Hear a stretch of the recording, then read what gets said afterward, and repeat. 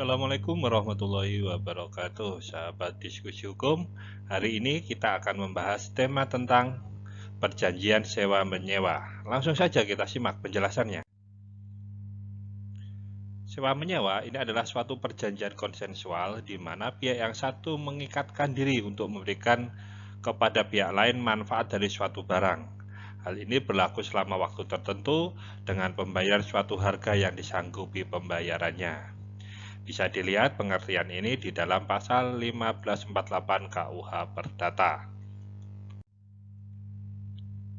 Dari pasal 1548 KUH Perdata ini dapat ditarik unsur-unsur mengenai sewa menyewa, yaitu yang pertama, pihak yang menyewakan dan pihak penyewa. Jadi di dalam perjanjian sewa menyewa ada dua pihak, yaitu pihak menyewakan dan pihak penyewa.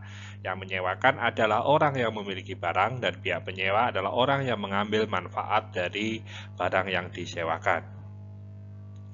Konsensus atau kesepakatan antara kedua belah pihak. Jadi kedua belah pihak ini bersepakat untuk melakukan perjanjian tersebut. Yang ketiga, objek sewa menyewa.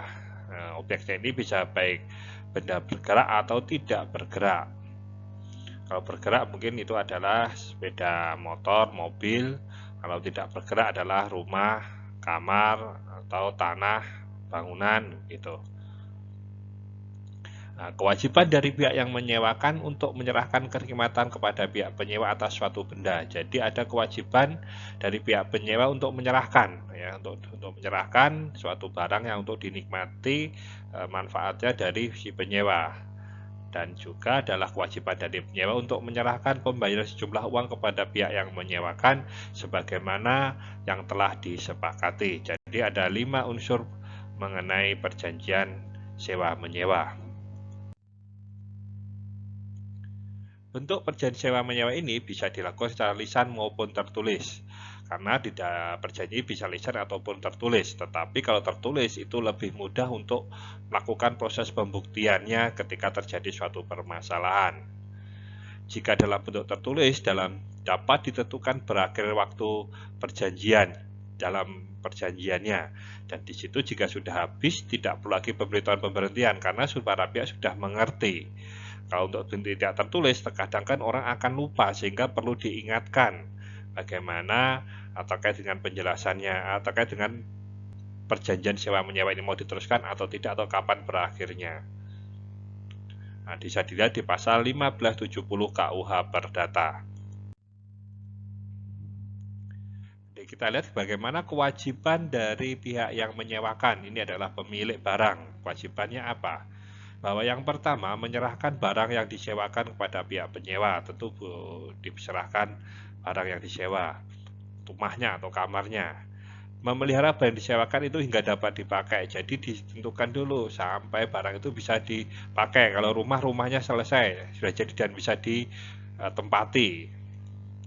Yang ketiga adalah memberikan kepada si penyewa kenikmatan tentram dari barang yang disewakan selama penyewaan. Jadi tidak boleh pihak pemilik ini mengganggu kenikmatan dari atau mengambil manfaat dari barang yang disewakan tanpa seizin dari pihak yang menyewa. Lihat pasal 1550 KUH Perdata. Selanjutnya ada kewajiban dari pihak penyewa, yaitu satu, memakai barang yang disewakan sebagai seorang bapak yang baik sesuai dengan tujuan yang diberikan kepada barang itu untuk menurut perjanjian sewanya. Jadi dia memakai sebagai barang baik. Jadi sebagai pemilik yang baik bagaimana barang itu digunakan. Jangan sampai malah barang itu dirusak atau bahkan dihilangkan. Nah, ini kewajiban dari penyewa.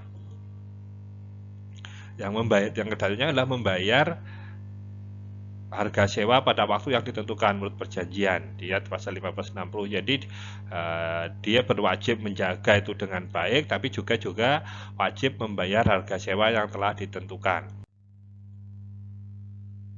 Para pihak yang terlibat dalam perjanjian ini bisa orang pribadi atau berupa badan hukum. Jadi tidak selalu orang person, tapi badan hukum pun bisa melakukan perjanjian sewa menyewa itu sendiri. Objek dalam perjanjian sewa menyewa bisa berupa barang atau benda dengan syarat benda atau barang yang disewakan adalah barang yang halal yang tidak bertentangan dengan undang-undang ketertiban ataupun kesusilaan. Jadi objeknya itu bisa benda bergerak atau benda tetap, dan di sini jelas bahwa itu ada manfaatnya dan tidak bertentangan dengan undang-undang atau ketertiban dan kesusilaan. Sekarang syarat sahnya perjanjian sewa menyewa juga sama pada syarat perjanjian pada umumnya, yaitu sesuai dengan ketentuan pasal 1320 KUH Perdata, yaitu yang mana ada syarat subjektif atau adanya kata sepakat dan kecakapan antara para pihak yang membuat perjanjian. Dan di sini ada syarat objektif, yaitu suatu hal tertentu dan suatu sebab yang halal. Jadi objeknya jelas dan di situ bukan dalam melakukan perjanjian untuk melawan hukum. Risiko dalam sewa menyewa. Nah, risiko perjanjian sewa menyewa rumah dan tanah atau barang disewakan ditanggung oleh pemilik atau pihak yang menyewakan bila barang yang disewakan musnah karena suatu peristiwa terjadi di luar kesalahan salah satu pihak. Jadi bukan kesalahan satu pihak. Jadi di sini menjadi sewa nyewanya menjadi berakhir. Akibat musnahnya benda yang disewakan, maka perjanjian sewa menjadi gugur demi hukum dan kerugiannya ditanggung oleh pihak yang menyewakan. Jadi apabila barangnya hilang,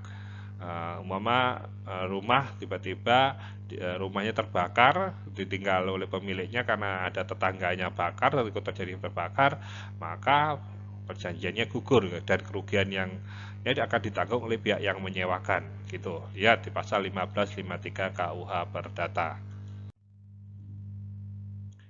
Sekarang kita lihat hal atau klausul yang penting yang sebaiknya ada dalam perjanjian sewa menyewa. Jika Anda ingin membuat perjanjian sewa menyewa, maka ini lebih baik diperhatikan hal apa aja yang akan Anda harus ada di dalam sewa menyewa tersebut. Bahwa yang pertama mengenai tanggal dibuatnya sewa menyewa, kapan dibuatnya. Kenapa? Karena ini bisa dilihat sebagai kelihatan bahwa itu dilakukan di mana dan kapan waktunya. Yang kedua, dinilai subjek hukumnya atau para pihak yang terlibat dalam perjanjian sewa menyewa itu.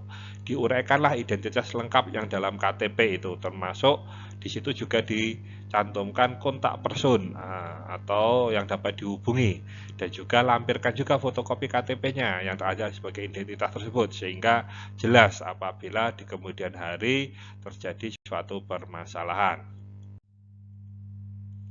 Selanjutnya yang ketiga yaitu objek yang disewakan, disebutkan berupa apa, bangunan rumah atau yang disewakan atau tanahnya atau bagaimana itu disebutkan. Kalau ada batas-batasnya, luasnya disebutkan, termasuk rinciannya apa yang ada di dalam itu. Kalau apakah rumah itu beserta dengan perabotnya dan perabotnya isinya apa disebutkan di situ, jadi jelas.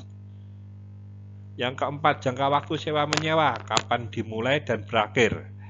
Jika perlu di situ juga dicantumkan bagaimana tata cara perpanjangan sewanya jika sudah hendak berakhir atau mau diperpanjang. Yang kelima, besaran nilai atau uang sewa. Uang sewanya berapa? Karena jangka waktu singkat, tata cara pembayarannya bagaimana, di situ juga disebutkan. Yang keenam, hak dan kewajiban dari masing-masing pihak dalam perjanjian. Contohnya tanggung jawab pembayaran listrik, air, kerusakan kecil yang menjadi tanggung jawab siapa.